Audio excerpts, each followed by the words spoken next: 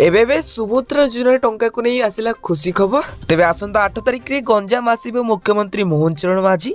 यह तांकर गंजाम को द्वितीय ग्रस्त अटे। तेबे मार्च 8 अंतर्जातीय महिला दिवस उपलक्षे सुभद्रा योजनार प्रथम पर्यायर शेष किस्ती और द्वितीय पर्यायर प्रथम किस्ती बंटन कर कार्यक्रम रही। तेबे मार्च 8 तारिख रे द्वितीय किस्ती टंका मिलिबो जाकि गंजाम रे बंटन कर जिवो। ठीक सेपरि राज्य रे वर्तमान सुधा 98 लाख हिताधिकारी सुभद्रा रे शामिल हेउता बेले उक्त 3 दिन बा उक्त दिन मानक 1 कोटी टपी जिवे। तेबे सुभद्रा जो मैंने मार्च 8 तारिख रे जोड़िबे से उभय प्रथम किस्ती और द्वितीय किस्ती टंका मिलिबो। तेबे गंजाम जिले में 9 लाख रु अधिक महिला ए सुभद्रा योजना रे शामिल होता जणा पड़छि। तेबे गंजाम जिले में मुख्यमंत्री आसी यार शुभारंभ करे बोली सूचना मिली।